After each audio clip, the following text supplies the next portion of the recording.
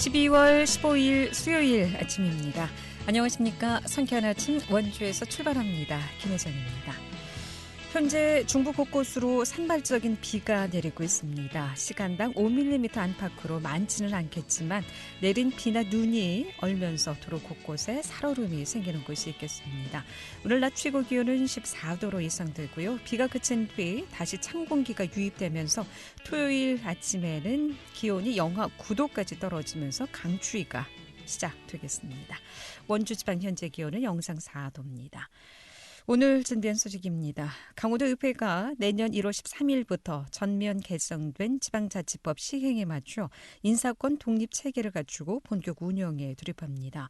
강원도의회 지방자치법 개정 소식 들어보고요. 횡성군이 서울대 환경대학원과 지방소도시 맞춤형 도시재생 MOU를 체결했습니다. 횡성과 같은 지방소도시로의 청년 인구 유입 대책과 정주 환경 개선 방안을 모색하고 마련할 계획이라고 하는데 이 소식은 리포터 현장에서 알아보고요. 또 코로나19로 인해 갈 곳이 없는 노인들의 고충이 점차 커지고 있습니다.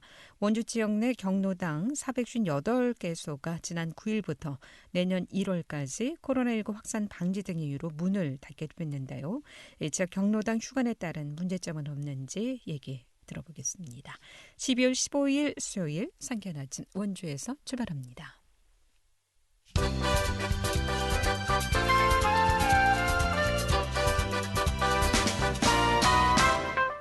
헤드라인 뉴스입니다. 해외의 원주 지역 상품 산설 판매장이 생깁니다. 원주시 농업기술센터는 지역 농식품과 특산품을 해외에 알리고 수출 시장을 확대하기 위해 7천만 원을 들여 미국, 캐나다, 중국 등 3개 국가에 원주시 상품 상설 판매장을 설치해 운영한다고 밝혔습니다. 이와 함께 16일부터 18일까지 원주에서 해외 바이어 초청 수출 상담회를 열어 원주시 농식품 수출협회와 1:1 수출 상담, 상품 전시, 바이어 업체 공장 방문 등을 진행할 예정입니다. 횡성군 농업기술센터가 강원도 농업기술원에서 주관한 농촌지도사업 종합평가에서 우수 농촌지도기관 대상을 수상했습니다. 센터는 디지털 농업 실현을 도입한 농업 관련 특허 출원 6건, 미래농업 전문 인력 육성 등 농촌진흥사업 활성화에 기여한 공로를 인정받아 도지사 표창인 대상의 영예를 안았습니다. 평창군이 내년 1월 31일까지 희망 2022 나눔 캠페인 방문 모금과 비대면 전용 QR코드 전용 계좌로 성금 모금을 실시합니다. 평창군은 이번 희망 2022 나눔 캠페인 희망 모금액을 2억 7,700만 원으로 정하고 적극적인 모금 운동을 펼치고 있습니다. 모금된 성금은 노인, 장애인, 위기가정 등 관내 어려운 이웃을 위해 쓰일 예정입니다. 헤드라인 뉴스였습니다.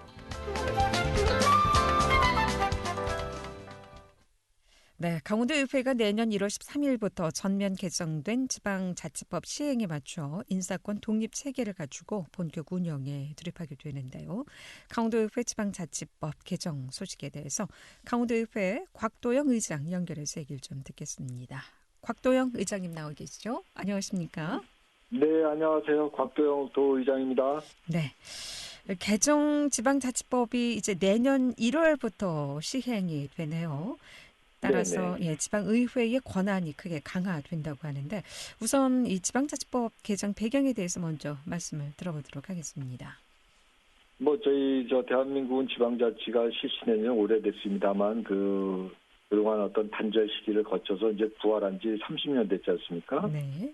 네, 법 체계는 이제 1988년 이제 개정 이후 32년 만에 거의 개정이 된 상황입니다. 그래서 그동안 불비되거나 미비했던 좀 자치권이 좀 없던 부분에 대해서 이번에는 그 내용이 좀 보강됐고 개정에 좀 포함이 됐다는 내용입니다. 그래서 나름대로 진일보한 어떤 진척은 있습니다만 저희 입장에서는 좀 다소 아쉬움도 가지고 있습니다. 32년 만에 이렇게 지방자치법이 개정이 됐는데요. 이 지방자치법 개정 논의는 언제부터 그럼 이어져 오기 시작했는지요? 글쎄 이거 그동안 많은 학회나 시민사회단체나 또 그 지방의회 측면에서도 개정의 필요성에 대해서는 일관되게 주장해 왔고요. 네. 그동안 누적된 또 그런 효과도 있는 것 같습니다. 그래서 또 특히 이제 문재인 정부에서 연방제 수준의 그 개정을 좀 요구한 부분도 있고 그런 게 좀 맞떨어져서 이게 시대 요구에 맞춰서 좀 개정되지 않았나 이렇게 보고 있습니다.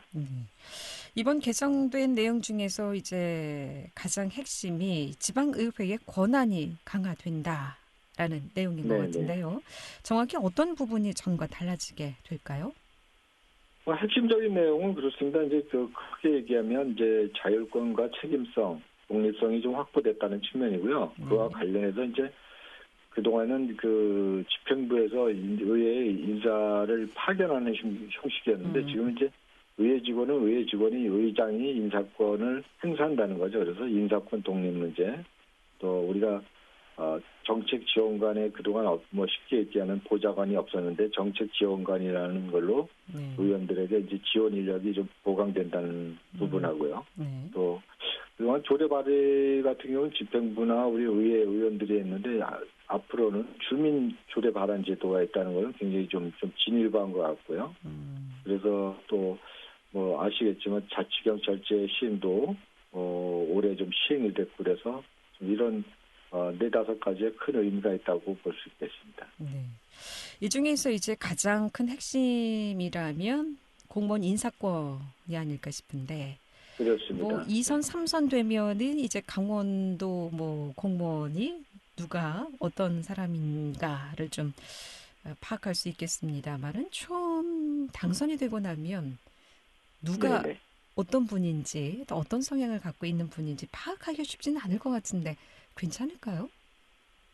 네, 그렇습니다. 그러니까 이제 앞으로는 인사권 독립 관련해서 이제 집행부에서 의회 직렬이라고 얘기를 하는데요. 네. 의회로 이제 파견된 직원에 대해서는 의장이 좀 어떤 그런 지금 지적했던 대로 그 개인의 능력이나 개인의 어떤 그런 걸 파악하기가 좀 어려움이 있지만 사실은 의회 사무처장이 어떤 그 서포트를 많이 받게 돼 있습니다. 그래서 독립적으로 의장이 뭐 이렇게 판단하기에는 그런 시기적으로나 물리적으로 좀 어려움은 있겠습니다만 또 의장이라는 건 되게 선수가 한 3선 뭐 2차선 이상 되기 때문에 한 10년 정도 이렇게 근무하다 보면 직원들의 능력이나 자질 이런 걸 다 판단할 근거와 또 객관적인 평가 그 기준이 있기 때문에 큰 제가 판단하기 어려움이 없을 거로 예상됩니다. 그러면 지방의회에서 이렇게 인사권을 갖게 되면 기존과 뭐가 좀 달라질까요?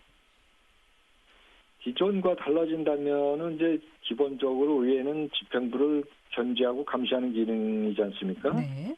근데 그거를 이렇게 서포트하는 직원들이 집행부에서 파견된 집행부에서 이렇게 전출원 직원들이 서포트를 해주다 보니까 지원을 해주다 보니까 굉장히 집행부의 눈치를 볼 수밖에 없다. 네. 보시니 있게 의회의 어떤 그 견제와 감시 기능을 좀 제대로 작동되게 못한 지원을 해준다. 그런 측면에서 큰 의미가 있다. 이렇게 봅니다. 그래서 보시니 있게 이제 의회와 근무하는 직원들은 의원들의 어떤 그 견제와 감시라는 본 기능을 충실히 할 수 있도록 집행부의 눈치를 안 보고 일을 할 수 있다. 이렇게 보시면 될 것 같습니다. 그렇군요.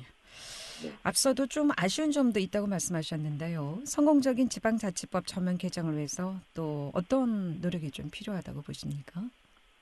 그렇습니다. 아직 갈 길이 좀 멉니다. 이번에 의미 있는 어떤 법 개정안이 됐지만 기본적으로는 우리 헌법 118조에도 아직 그 지방의회에 대한 지방자치에 대한 그 개념이 굉장히 모호하게 돼 있고 좀 이렇게 지금 뭐 30년이 헌법 개정이고 30년이 헌법도 개정이 안 돼서 과거의 그 틀에 있는 상태고요. 뭐 지방자치법도 그래서 앞으로 지방의회의 완전한 독립을 해서 지방의회법을 제정을 해서 완전히 좀 독립적으로 자율적으로 해야 될 것 같고요. 저희 지방의회 또 역량 강화 측면에서도 많은 그 교육 프로그램과 또 연수 프로그램을 통해서 이런 걸 향후 보완해 나가야 되지 않을까 이렇게 보고 있습니다. 그래서 저희가 이게 뭐 지방자치가 실시된 지 30년 됐다고 하지만 아직 갈 길은 멀다 저는 이렇게 음, 보고 있습니다. 네. 향후 자체 TF팀을 출범해서 내부 정비 작업에 속도를 낼 예정이다라고 듣고 있는데요. TF팀 구성은 어떻게 좀 진행될 계획인가요? 네, TF팀은 이제 뭐 작년 그 국회에서 통과된 이후로 저희가 거의 1년 유예 기간을 통해서 일찍 그 TF팀은 구성이 돼서 그 지방자치법 개정안에 따른 그 하위 법령 그 정비돼야 되고 쉽게 해서 인사의 선발, 교육, 뭐 징계 이런 여러 그 규칙들을 만들어야 되고 그래서 1년 동안 지금 가동되어 오고 있는 상태입니다. 그래서 TF팀은 지금 가동 중에 있고 거의 뭐 내년 1월 13일 시행을 앞두고 거의 마무리 작업 단계에 와 있다 이렇게 보시면 될 것 같습니다. 그렇군요. 2021년도 이제 한 달째 남지 않았습니다. 이번 한 해를 돌아보면서 강원도의회 활동에 대해서 어떻게 좀 평가해 볼 수 있겠는지 더불어 또 도민들에게 전할 말씀 있으시면 마무리 말씀으로 듣겠습니다.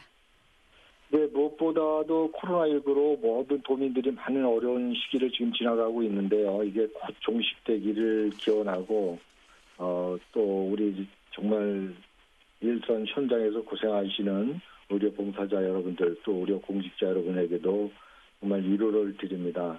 이 코로나19 상황이 빠른 시일 내에 종식되기를 저희 의회에서도 모든 의정 활동을 집중하고 있다는 말씀드리고 남은 한 해 정말 며칠 안 남은데 마무리 우리 도민들 잘 하시고 새해 희망찬 이민년 새해는 정말 코로나가 좀 덜 이렇게 기승을 부리는 그런 한 해가 되길 바라고 새해에도 우리 도민 여러분 건강하시고 행복하시길 기원하겠습니다. 예. 앞으로 지방의회 역량과 전문성이 좀 강화된다는 소식 전해드리면서 말씀 정리하겠습니다. 강원도의회 곽도영 의장이었습니다. 고맙습니다. 네, 감사합니다.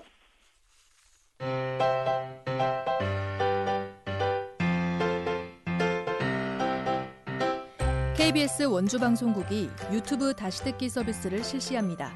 매일 아침 강원 영서남부권의 뉴스와 정보를 전해드리는 상쾌한 아침 원주에서 출발합니다는 KBS 원주라디오 유튜브 채널을 통해 다시 들을 수 있습니다.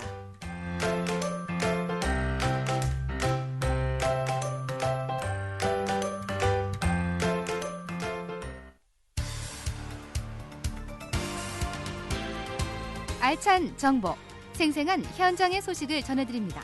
리포터 현장. 네, 지금 시각 8시 45분 지나고 있습니다. 횡성군이 서울대학교 환경대학원과 도시재생구현을 위한 업무 협약을 체결했다고 하는데 이 소식 추인의 리포터와 함께하겠습니다. 어서 오세요. 네, 안녕하세요. 네. 자, 횡성군이 서울대학교 환경대학원과 지방소도시 맞춤형 도시재생구현이라는 업무 협약을 체결했다고 하는데 어떤 내용의 협약인가요? 네, 지난 12월 10일 횡성군과 서울대학교 환경대학원이 지방 소도시 맞춤형 도시재생 업무 협약을 맺었습니다. 횡성군은 지방 소도시가 겪는 문제를 해결하기 위해 노력해 왔는데요. 청년 인구 유입 대책과 정주 환경 개선 방안 모색을 위해 노력해 왔는데 이번 업무 협약을 통해 체계적이고 실증적인 방안을 마련할 수 있을 것으로 기대됩니다. 횡성군은 이전부터 지방 소도시가 겪는 복지 사각 문제 해결과 청년 인구 유입 문제, 지역 경제 활성화에 관심을 갖고 많은 사업을 추진해 왔는데요. 그러던 중 지난 9월 환경계획 분야의 권위자인 서울대학교 환경대학원 손영훈 교수를 횡성군의 도시재생 전문가 자문위원으로 위촉했습니다. 시너지 효과를 극대화하기 위해 이번에 손영훈 교수의 연구실과 업무 협약을 맺은 건데요. 횡성군 도시재생지원센터 함광민 센터장 이야기입니다. 네. 이번 협약은 크게 보면 지자체 행정기관과 또 교육연구기관이 맺은 업무 협약이고요. 우리 군에서는 지역 여건과 특성에 맞는 도시재생 모델을 정립하는 데 있어서 전문가분들의 도움을 받고 또 서울대 환경대학원 조경계획연구실은 그간에 수행한 많은 그런 이론적 연구를 횡성을 대상으로 실천해 볼 수 있도록 인적, 물적 자원을 교류한다는 내용이 담겨 있습니다. 보통 이제 대도시가 아니라 인구 약 5만 명이 거주하는 그런 군단위 소도시의 매력은 무엇인지 또 우리 횡성이 갖는 정체성을 살린 도시재생 모델은 무엇인지 그걸 한번 찾아보겠다는 의지가 담긴 것으로 보시면 되겠고요. 연구로서는 이제 군단위 정주권에 맞는 그런 미래의 비전과 또 전략에 대해서 종합적인 연구를 진행할 예정입니다. 네. 서울대학교 환경대학원 연구실이 횡성군 연구를 위한 연구실, 또 소소도시 리빙랩을 설치했다고요? 네, 소소도시 리빙랩이라는 이름의 연구실을 신설했습니다. 이 소소의 의미는 우리가 흔히 소소한 행복, 소소한 생활에서 말하는 작다라는 의미와 횡성의 대표 축산물인 한우의 의미를 담고 있습니다. 이 대도시가 아닌 인구 5만 명이 거주하는 군단위 작은 지역인 소도시의 소소한 매력과 횡성의 정체성을 살린 도시재생 모델을 찾겠다는 의지를 연구실 명칭에 실었습니다. 앞으로 소소도시 리빙랩은 대도시의 개발을 그대로 따라하는 게 아니라 군단위 생활권에 맞는 미래 비전과 전략에 관한 연구를 진행할 예정입니다. 농촌 계획과 경관 자원 분석, 빅데이터 분석, 지역 관광 활성화 전반에 대해 오랜 시간 연구를 해온 전문 연구원들 덕분에 횡성군의 지역 활성화 계획이 구체적으로 세워지고 있는데요. 횡성군 도시재생지원센터 한광민 센터장 이야기 이어듣겠습니다. 도시재생은 무엇인지 그 모델을 정립을 해서 단기적으로는 국토교통부가 추진하고 있는 그런 도시재생 사업 발판 마련한다는 것에 있고요. 또 장기적으로 보면 횡성군의 그런 지역 경쟁력과 또 지속 가능한 발전 방안을 구축하는데 큰 효과가 있을 것으로 보입니다. 횡성군 도시재생의 안정화 그리고 체계화를 위해서는 저는 무엇보다 거버넌스가 잘 작동되는 것이 중요하다고 생각을 합니다. 그러기 위해서 이제 지역 주민분들과 또 행정, 또 지역 단체, 전문가분들의 다양한 의견을 듣고 지금 조율하고 있는데 앞으로도 지금처럼 이제 많은 관심과 협조를 좀 부탁드리겠다는 말씀 한 번 더 드리고 싶습니다. 네. 같은 날 또 횡성군에서 마을 교육 공동체 활성화를 위한 횡성교육 포럼도 개최됐다고요? 네, 횡성군은 지역 특색을 살리는 사업을 이렇게 적극 추진해 오고 있습니다. 10일 횡성의 마을 교육 공동체 활성화를 위한 횡성 교육 포럼이 있었는데요. 횡성군은 지역 교육의 새로운 모델로 마을이 아이들을 키우고 아이들의 학습 환경을 만들어가는 횡성형 마을 교육 공동체를 운영하고 있습니다. 타 지역의 우수 사례로 전파돼 벤치마킹이 이루어지고 있을 만큼 성공적으로 사업이 운영 중인데요. 이렇게 횡성은 타 지역과 구분되는 횡성만의 환경을 살려 교육과 또 다양한 분야의 연구를 시도하고 있습니다. 네. 횡성과 서울대 연구실의 업무 협약으로 횡성 지역의 특색을 살린 도시 발전. 네, 기대해 보도록 하겠습니다. 추인의 리포터였습니다. 네, 감사합니다.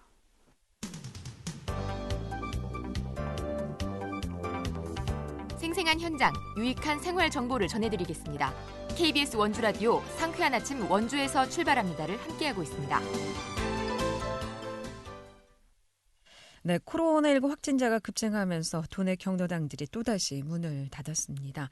어르신들의 추위는 물론이고 외로움까지 녹여졌던 공간들이 위험해지면서 홀로 사는 독거 노인이나 취약계층에 대한 돌봄 공백 문제까지 우려되고 있는데요.